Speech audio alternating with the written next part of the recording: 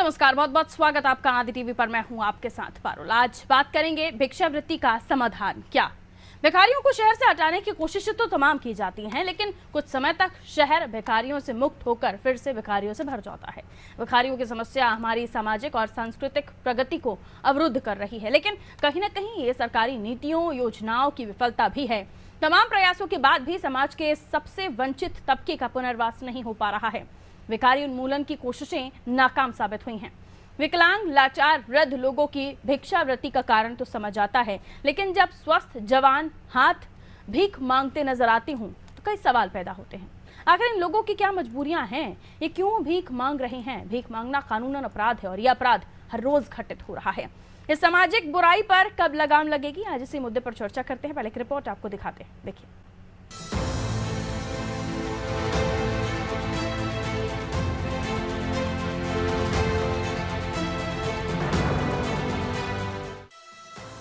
भारत में भीख मांगना बुरा नहीं माना जाता, बल्कि इसे दान की श्रेणी में रखा जाता है। यही कारण है कि हमारे यहाँ भिक्षुकों की संख्या में निरंतर वृद्धि हो रही है।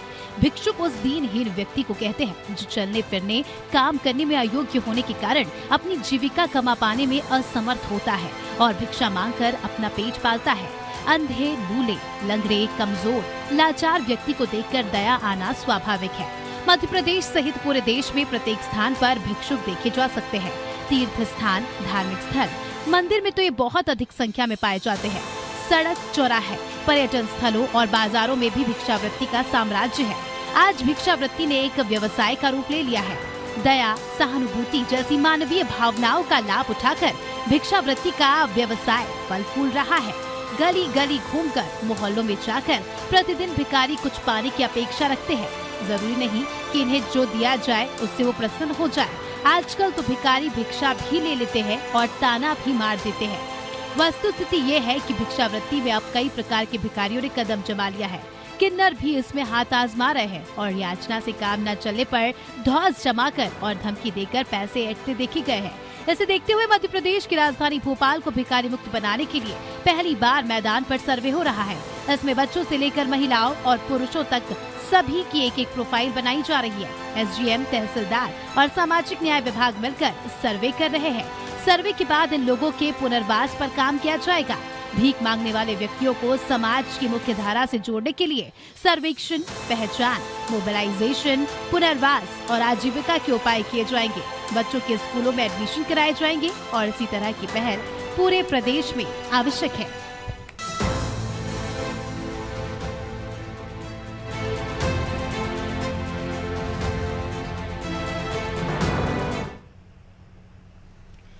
तो भिक्षावृत्ति हमारे देश में बुरी नहीं मानी जाती। अगर कोई भी आपको इस तरीके का कोई शख्स दिख जाता है जो मांगने का काम कर रहा है और शारीरिक विकलांगता या फिर किसी समस्या की वजह से उसे करना पड़ रहा है, तो हमारे देश में हम इसे दान की सूरत से देखते हैं। लेकिन एक तरह से है तो ये सामाजिक बुराई। आप कई ऐसे देशों में आपको भिखारी दिखेंगे ही नहीं सड़क पर, क्योंकि वहाँ पर इनके लिए कुछ न कुछ व्यवस्थाएं होती हैं। लेकिन हमारे देश में तमाम प्रयास करने के बावजूद भी वो प्रयास नाकाफी क्यों साबित हो रहे हैं, ये सवाल है।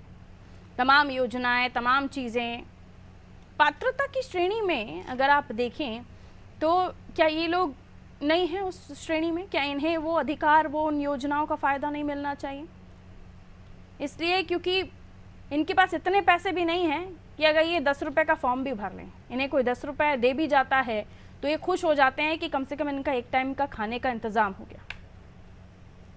और इनके पास किसी तरह के कोई कागजात तो होते नहीं हैं कि अगर किसी योजना के लिए आपको फॉर्म भरना हो तो वो कागज़ लगा दें और इन्हें योजना का फ़ायदा मिल जाए। लेकिन इसकी एक सूरत और भी है।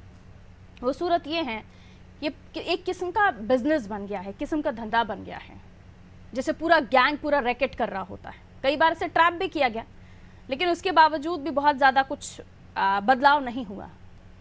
कई बार आप देखते हैं कई सारे बच्चों को ट्रैप किया गया। पता चलता है कि बच्चे जिनके जो बता रहे हैं कि हमारे माता पिता, दरअसल उनके हैं ही नहीं, ये अगवा किए हुए बच्चे हैं। और हमारे देश में बच्चों के गुम होने का आंकड़ा भी कम नहीं है। और फिर जब इन बच्चों को शाम को बिठाया जाता है तो उनका कलेक्शन होता है। हाँ, यह हकीकत है, लेकिन सभी ऐसे नहीं हैं, इसलिए सभी को इस श्रेणी में नहीं रखूंगी। लेकिन हाँ, कुछ जगहों पर ऐसे रैकेट्स काम करते हैं। बहरहाल, लेकिन अगर ये हो रहा है और इनकी बैकग्राउंड को जांच पड़ताल करते हुए जो सही मायनों में जिन्हें ज़रूरत है, जो किसी तरह का कोई रैकेट नहीं चला रहे हैं, किसी तरह का कोई धंधा नहीं कर रहे हैं, उनको सुविधाएं देकर या उनकी मदद करके सरकार की योजनाओं का इन्हें फ़ायदा दिलवाकर इन्हें इस कंडीशन से बाहर निकाला जा सकता है। और फिर उसके बाद जो पात्र नहीं है या जो वाकई इस तरह के रैकेट चला रहे हैं, ट्रैप हो रहे हैं, उनको फिर सलाखों के पीछे का रास्ता दिखाना चाहिए। क्योंकि ये पूरा जब रैकेट चलाते हैं तो उनका पूरा प्लान गेम होता है, लेकिन उसके इतर जो विकलांग है, दिव्यांग है, उन्हें मदद के लिए लोग हाथ आगे तो आ जाते हैं, लेकिन क्या उनसे उनके जीवन में कोई सुधार आ रहा होता है? इसलिए अब जो कोशिशें की जा रही हैं, मध्य प्रदेश की राजधानी भोपाल को भिखारी मुक्त बनाने के लिए पहली बार मैदान में सर्वे हो रहा है और इन बच्चों से लेकर महिलाएं, पुरुष सब शामिल होंगे, जिनमें एक एक प्रोफाइल इनकी बनाई जाएगी और इसके लिए एसडीएम, तहसीलदार, सामाजिक न्याय विभाग मिलकर पूरा सर्वे करेगा, फिर इनके पुनर्वास का काम किया जाएगा। चलिए, हमारे साथ मेहमान जुड़ गए हैं, उनसे और भी इस मसले को समझने की कोशिश करेंगे। वकील साहब हमारे साथ जुड़े हुए हैं, तनुज दीक्षित जी हाईकोर्ट के एडवोकेट हैं, बहुत स्वागत सर। समाज सेवी ममता जी हमारे साथ जुड़ी हुई हैं, आपका भी स्वागत करती हूँ मैडम। धर्मेंद्र चौधरी जी रिटायर्ड आईपीएस है, धर्मेंद्र सर आपका भी वेलकम। चंद्रशेखर तिवारी जी हमारे साथ जुड़े हुए हैं, चंद्रशेखर जी आपका भी स्वागत करती हूँ। चंद्रशेखर जी हमारे साथ बने हुए हैं। चलिए, सभी का स्वागत करती हूँ और आगे बढ़ती हूँ। पहले मैं इस मसले को समझने की कोशिश करूंगी समाज के नज़रिए से, और ममता जी आप इसे बेहतर समझा पाएंगी, क्योंकि मैंने अपनी तरफ से जो मैंने देखा है वो मैंने बताया है, लेकिन आप किस तरह से इस पूरी समस्या को देखती हैं? और ऐसा नहीं है कि इनको इस समस्या का हल करने के लिए प्रशासनिक व्यवस्थाएं नहीं हैं या योजनाएं नहीं हैं, है, लेकिन उसके बावजूद भी हम देखते हैं कि आप अगर किसी को सेटल भी करा के आएंगे तो एक दूसरा गैंग खड़ा हो जाएगा। ममता जी। देखिए पारुल जी, सबसे पहले तो आपके चैनल ने इस मुद्दे को उठाया है, मैं उसके लिए साधुवाद दूंगी, क्योंकि वाकई में आज एक बहुत ज्वलंत समस्या है सोसाइटी के लिए।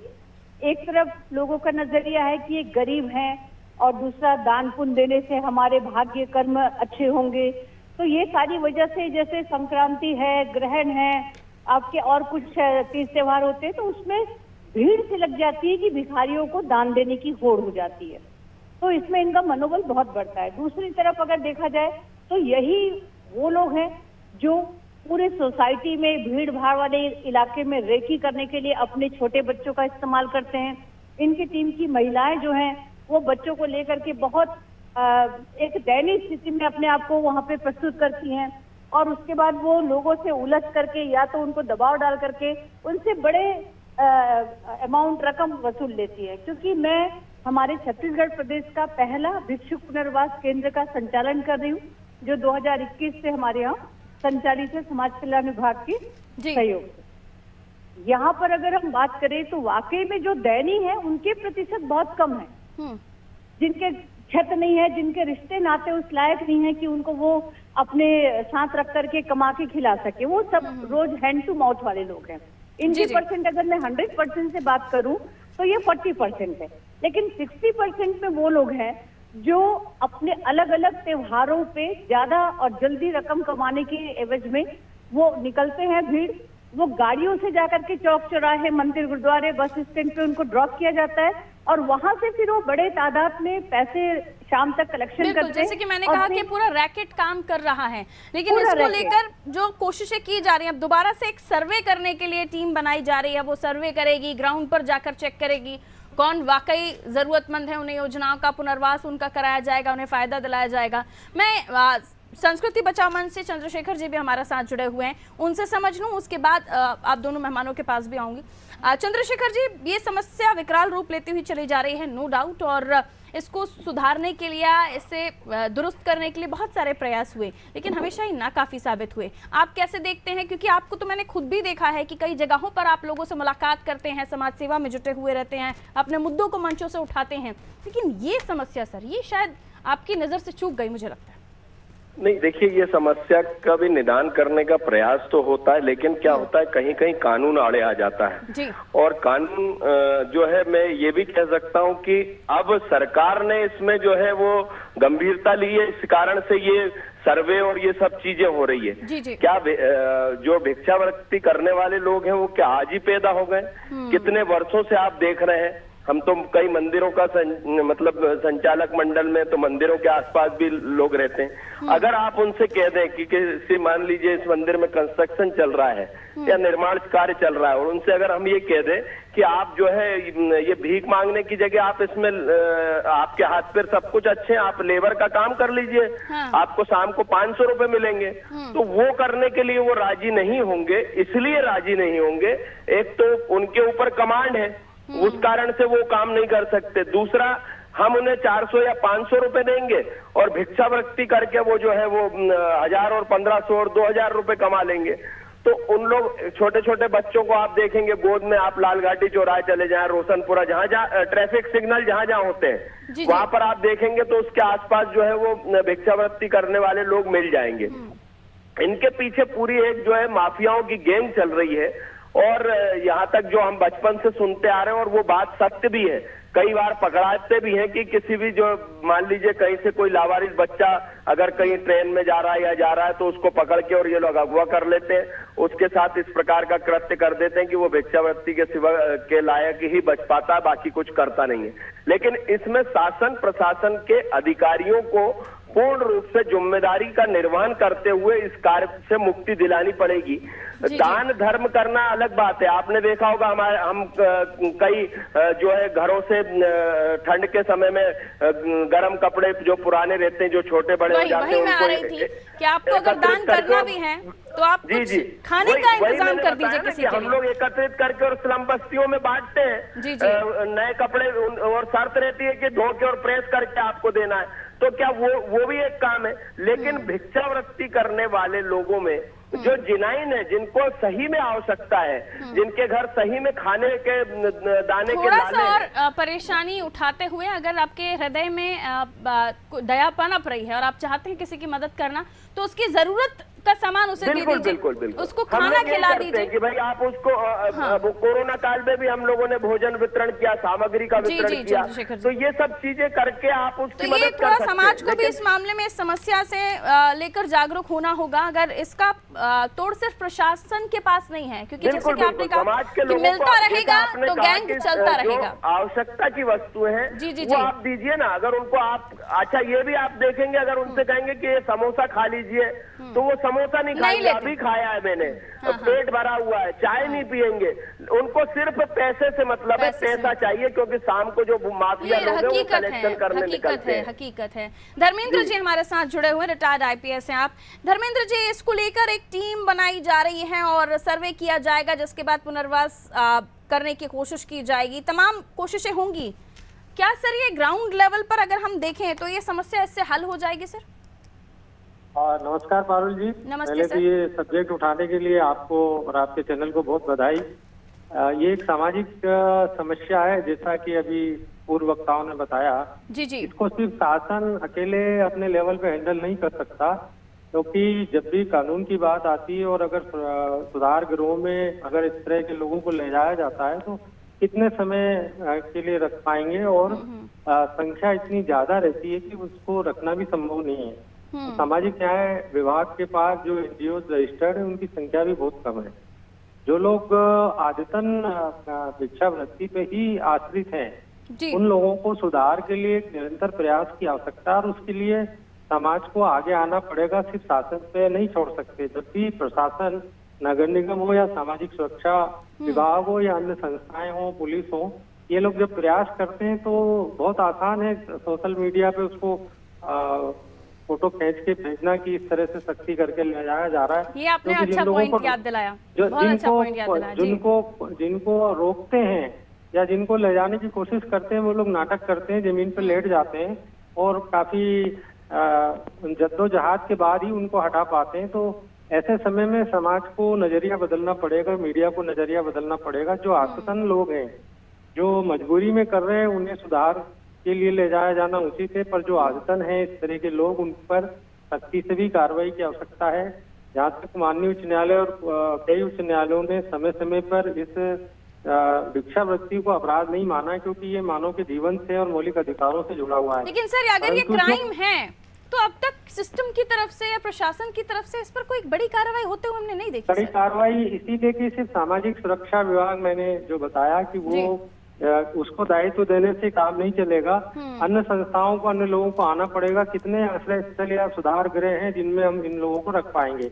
दूसरा, जो इसमें जो भिक्षावृत्ति कानून में सख्ती की भी आवश्यकता है और कड़ा बनाए जाने की आवश्यकता है। जो लोग भिक्षावृत्ति के लिए अपहरण करते हैं, हालांकि अभी नए कानून BNS में 139 है जिसपे मिनिमम सजा 10 साल और आजीवन तक का दंड है, जी जी। परंतु उसको मृत्यु दंड तक ले जाया जाना चाहिए। किसी के बच्चे को अपहरण करके यदि कोई ले जाता है और उससे वो भिक्षावृत्ति कराता है तो इससे बड़ा जघन्य अपराध। कई बारी तो जब बच्चे गुम हो जाते हैं, गायब हो जाते हैं, तो अभिभावक भी उम्मीद छोड़ देते हैं एक समय के बाद कि अब मिलना मुश्किल है। मेरा और फिर सिर्फ इसमें यही निवेदन है कि अगर किसी का बच्चा अपहरण कर लिया जाता है या इस तरह से ले जाया जाता है, जी जी। अगर मृत्यु हो जाती है तो एक मरतबे रोता है, और अगर व्यक्ति का बच्चा अगर नहीं मिलता है तो पूरी जिंदगी उसके लिए वो रोता है, पूरा परिवार बिखर जाता है। इसलिए इसमें बिल्कुल बहुत बड़े ऐसे दंड की गैंग्स आवश्यकता को होना वाकई चाहिए। ध्वस्त करने की जरूरत है। हमारे साथ वकील साहब भी जुड़े हुए हैं। तनुज जी, क्या बताएंगे आप? क्राइम है लेकिन अब तक कोई बड़ी कार्रवाई नहीं हुई। समाज अगर जुड़ जाता है इसमें तो वाकई मुझे लगता है कि इस समस्या का वाकई हल होगा। लेकिन कभी इस मामलों को, ऐसे मामलों को रिपोर्ट किया गया है? हमने लोगों को वीडियो बनाते हुए देखा है, हमने लोगों को स्टिंग करते हुए देखा है, जो अपने लेवल पर उसे अपने रील्स में या सोशल मीडिया पर शेयर करते हैं, लेकिन उसको कंप्लेन कितने लोगों ने किया होगा? और ऐसे कितने केसेस आपके पास आते हैं जिसमें अपहरण किया जाता है और उसके बाद किसी तरह का पता ही नहीं चल पाता? पुलिस प्रशासन भी एक बार हाथ खड़े कर देता है, ढीला पड़ जाता है कि मिल ही नहीं रहा आपका बच्चा, और फिर वो भिक्षावृत्ति में इन्वॉल्व होता है। तानुज जी। पारुल जी, क्या है कि देखिए, अपहरण के तो कई सारे मामले आते हैं और हम आए दिन मीडिया के माध्यम से भी देखते हैं। साथ साथ कई मामले कोर्ट में कई मामले कोर्ट में पहुंचते हैं। कई मामलों में पुलिस को कुछ हाथ नहीं लगता है। जी जी। तो बेशक ये बात सही है, लेकिन यहाँ जो मुद्दा है भिक्षावृत्ति का, वाकई में गंभीर मुद्दा है भिक्षावृत्ति।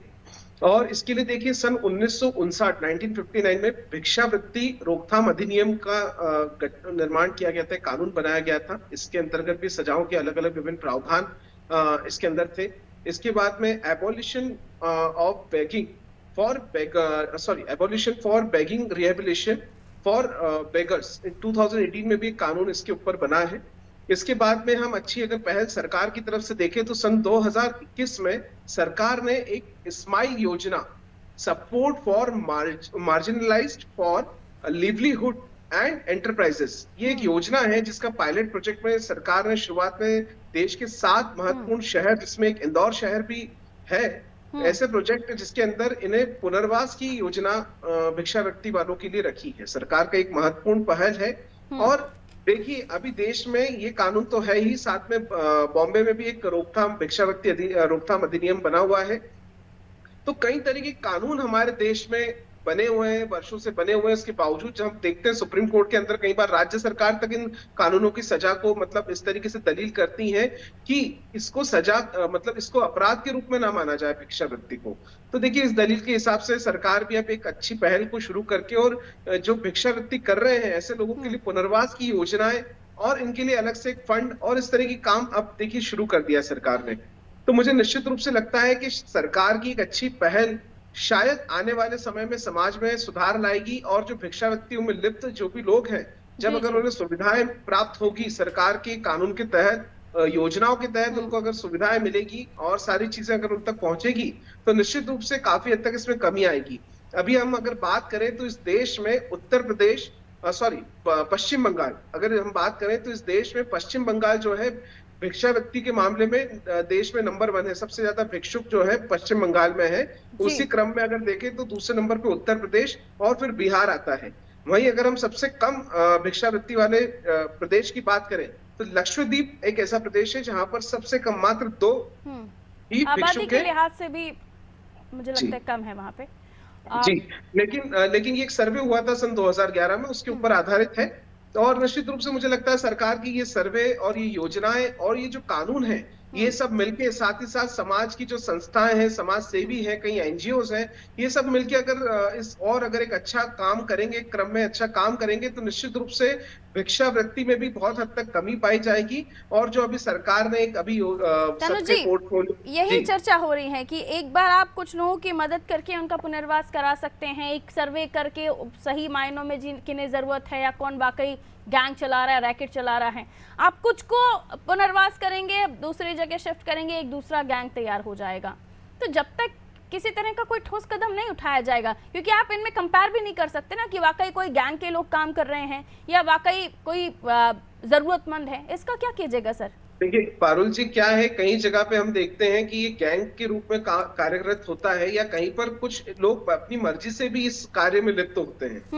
मेरा कहना है कि कमी लाने के लिए, जैसे पुनर्वास का गठन, मैंने खुद ने भी एक पुनर्वास के उद्घाटन में गया था, मैं इंदौर में पिछले दिनों एक मंत्री के द्वारा यहाँ पर हुआ था, तो उसमें मैंने यही देखा कि नहीं, जो लोग वहां पर हैं वो स्थायी रूप से जब से आए हैं तब से रह रहे हैं, और दूसरे उनको कार्य दिए जा रहे हैं, उनके द्वारा हैंडमेड कुछ चीजें बनवाई जा रही हैं, उनका बाजार में उनको बेचा जाता है। तो देखिए, सरकार की योजनाओं के तहत जो भी पुनर्वास केंद्र में आ रहा है, अभी तक मुझे नहीं लगता कि वो दोबारा कहीं जाएगा। और इसी तरीके से धीरे धीरे जब गैंग टूटेगी तो फिर मुझे लगता है कि पूरी तरीके से ये चीजें भी खत्म हो जाएंगी। धर्मेंद्र जी, अगर ऐसे गैंग आते भी हैं तो उन पर अगर कठोर कार्रवाई की जाए, नजीर पेश हो, ऐसी कठोर कार्रवाई की जाए, तो क्या बाकी इस तरह के बनने वाले गैंग से इनकी आकाओं को सबक मिलेगा? बिल्कुल। ये अभी जो नया कानून है इसमें जरूर प्रावधान कड़े किए गए हैं। जी जी। और दूसरा ये है कि मैंने जो निवेदन किया कि इसमें समाज को आगे आना पड़ेगा। राज्य शासन और केंद्र शासन ने जो पहल की है उसके लिए सामाजिक संस्थाएं और सामाजिक लोग जब आगे आएंगे, स्पेशली मीडिया जब आगे आएगा, तो उसमें बाइफरकेशन हो सकता है। जो अपने कर्तव्यों का निर्वहन कर रहे हैं। और अब ममता जी और चंद्रशेखर जी, आप क्या अपील करना चाहेंगे दर्शकों के आपके माध्यम से, शॉर्ट में सर, संक्षेप में? चंद्रशेखर जी। सबसे पहली बात तो ये कि एक अहम आपने मुद्दा उठाया और आपके माध्यम से ये सब जगह पहुंचेगा। हम जनता से यही अपील करना चाहेंगे कि जो भी भिक्षावृत्ति करने वाले आपके आसपास ऐसा लगता है कि ये अनावश्यक रूप से भिक्षा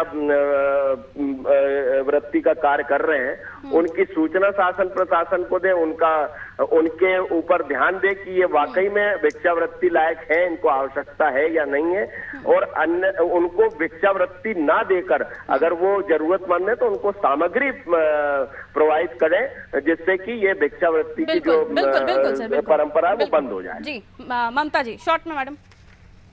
देखिए, हमारी छत्तीसगढ़ सरकार ने 3 वर्ष पूर्व से भिक्षा निवारण अधिनियम को अडॉप्ट किया है, और इसके तहत पहली बार पकड़े जाने पे 3 साल के लिए डिटेन और दूसरे बार में 10 साल के लिए।